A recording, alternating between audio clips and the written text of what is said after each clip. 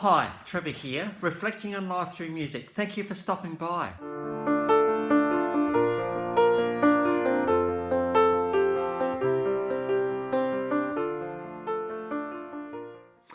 Well, coming again today, you're very, very welcome. I trust you enjoyed my last video on Mr. Love Unlimited, Barry White. And we looked at the fact that love is very much that there is always more love to go around. So I trust you found that one encouraging. We're going from there to 1958 in Brooklyn, New York. Now, this lass was raised Catholic, but she was not particularly religious, but she would go on to have a pretty amazing career in the contemporary Christian music scene. She classes herself as non-denominational. She studied jazz at the Berklee College for 1 year, but for some reason she dropped out of there, and I maybe classic case of it didn't quite fit for her or something, and she ended up studying voice at the Suffolk County Community College. The lass we're talking about, Kathy Troccoli. 1978, Kathy actually found faith through a mutual friend, and was soon discovered that Kathy had a pretty amazing voice, a very, very good voice indeed. And she was starting to get noticed, and one of the big contemporary Christian bands going around at that time, Glad, it's almost on progressive rock, heard about it and said, hey, can you be our support act? Which she did, and because of that, she became quite well known. Now, Ed Nailey was part of that group, and he said, hey, let's record a demo, and me and a mate, we're going to form a new label, Reunion Records, just so that we can get your voice recorded. Now, what an absolutely fantastic thing to actually happen, to actually have a record label formed because of you. So it was really, really clear that there was something meant to be about Kathy's story, and to actually be given a start like that one all the way back in 1978, 1982 actually. So she was only 24 at this point. So to have that kind of faith put in you is a pretty good deal. And she would move to Nashville, Tennessee at this point. Her first album came out in 1982, Stubborn Love. Now, this was the best-selling debut Christian album of all time up until this point for a female Christian artist. And so the world was starting to notice Kathy Troccoli, absolutely. We've got a live version of Stubborn Love below, and this is obviously all about faith and love. Stubbornness, we talk about stubbornness in terms of, well, you're stubborn, you're not going to make a change. No, that's not the sort of stubbornness we're talking about. We're actually talking about a love that never gives up. Never, in one of the lines in the song, never lets go of me. So we've got a live version of that one below. In 1984, she released the album Heart and Soul. This album got her, she got a Grammy nomination for this particular album. We've got a live version of I Belong to You. Now, again, I Belong to You, there's elements of trust and something bigger here going on, that, you know what, my life is so much better because you're part of it. So, in fact, more than just part of it, you take up a massive part of it, so why wouldn't I want to just dedicate my life to you? I think the concept of dedication is something that we all understand, that is, hey, look, we're going to be dedicated to something, we're going to give our all to it. And then the other good part about dedication is that normally the other side too, that they're considering you, thinking about you in a different light, and this is well and truly what Kathy and her God think of each other. 1986, the album Images was released, and she got another Grammy nomination nod for that particular album. At this point, because she had been doing, I suppose, music for about 4 or 5 years, she decided to have a 5-year break. And I think she was thinking, well, you know, I've done the Christian music thing now. What else can I do? Perhaps I'll just not do that for a while. So she did actually take singing lessons. Well, she actually goes singing lessons and sang at weddings. In 1991, just to shake things up, she did actually release a secular album called Pure Attraction. This album did pretty well for Kathy, And the song Everything Changes got the official clip of that one below.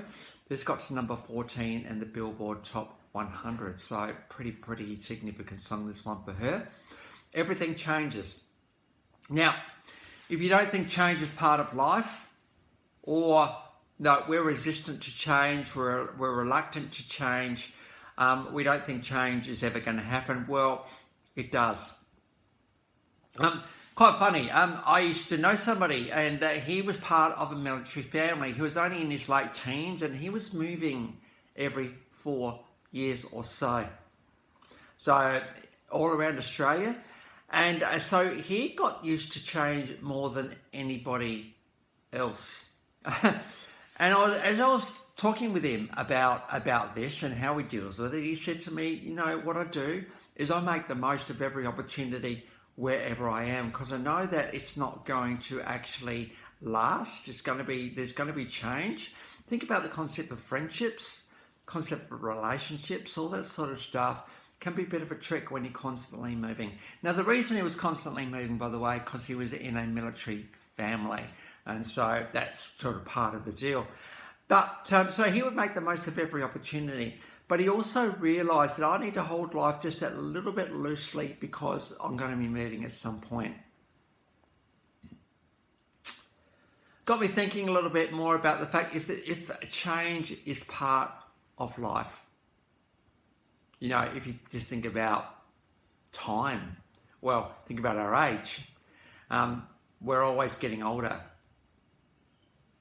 Some, like for me, I turned 60 recently, and I'm starting to think about that a little bit more. But you know, I feel 40. I am 60, but I feel 40, and I think it's good. I think to be around younger people that kind of bring out that life in you a little bit more. But I know that, yeah, life does change. Sometimes it's changing and we don't know what's going to change into. And it's almost like we've got to take this step, hey, you know, this thing's not working for me. To quote Steve Jobs, actually, he said, if I wake up in the morning and ask myself, am I going to do what I'm going to do today? And if the answer is no too many days in a row, he made a change. Like, he didn't wait years. He'd make changes in days. And there's something good about that too. So I think the thing about change, I think, though, is we don't know what the change is going to turn into, do we? We think, oh, I've got to make a change, but what's it going to be? Well, we don't know. We don't know. But can we put a positive step in there at least, and trusting that that step will come to fruition a little bit down the track. Again, the Steve Jobs story is a good one, and I don't know if you're aware that he was adopted as a kid, and he went to a college that was really expensive, and he couldn't see the value of what he was learning, so he dropped out of the required classes. But then he dropped in on the ones that were more interesting. Now, this is quite an amazing story in this one, because he dropped in on a calligraphy class, and you think, what's that got to do with anything? Well, this was the best calligraphy college in the country, and everything was beautiful there, the way it was written.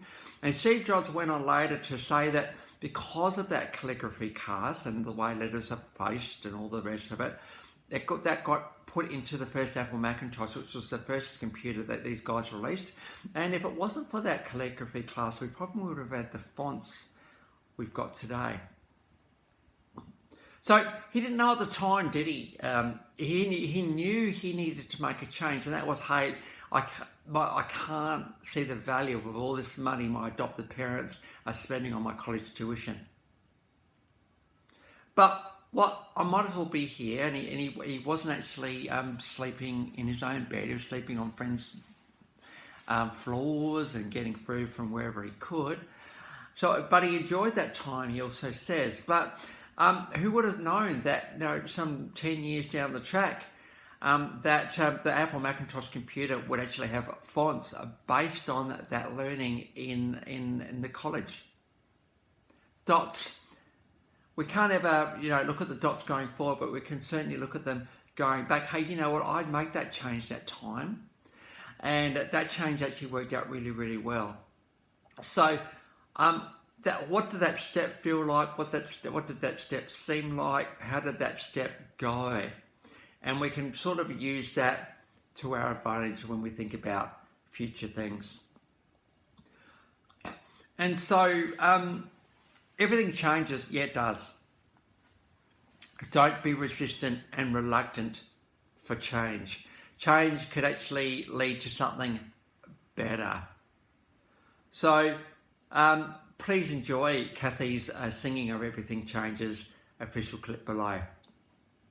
In 1994, she went back a little bit to contemporary Christian music. My Life in Your Hands. This is very much trusting yourself, trusting that life will be okay. One of the lines that you will be with me. In 1996, the Beach Boys actually had a bit of a best of album. They asked Kathy whether she could sing I Can Hear Music. And here we've got an official clip of her singing with the Beach Boys. What an absolute privilege that would be to do that and to be part of the backing vocals that the Beach Boys are famous for. And we all know that recently Brian Wilson left us, but his legacy to the world is this the ability to consider what if. Now, he also implemented change as well. You know, think about the Pet Sounds album and Love Only Knows. This stuff was revolutionary back in the mid-1960s, but it changed the world. It really, really did, particularly in the United States. So I've got the official clip of I Can Hear Music, Kathy and the Beach Boys together. So between 1982 and 2023, Kathy has had 25 releases. So that's pretty huge when you think about it. And she's released about 40 singles over that time. So she really truly has contributed to this collaborative legacy of this thing called music. She's also had a couple of Grammy nomination awards nods, as I said earlier.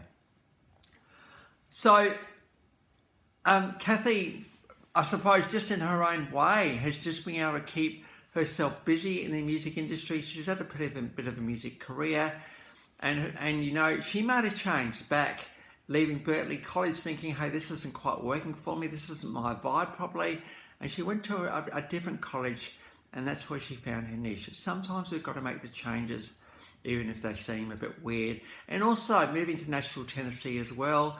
Obviously that is a well-trodden pathway for music in the United States, so that one kind of made sense. But then to have a record label formed because of your voice, it's pretty huge. So, you know, change actually can lead to really good things. So the links to those 5 clips are in the description below, and I've also included my last video from Barry White, so if you want to recap on him, feel free.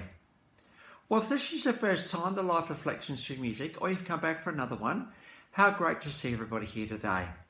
Well, next time we're going to get on to Betty Davis Eyes and Kim Carnes. So until then, I'll catch you around. Bye for now.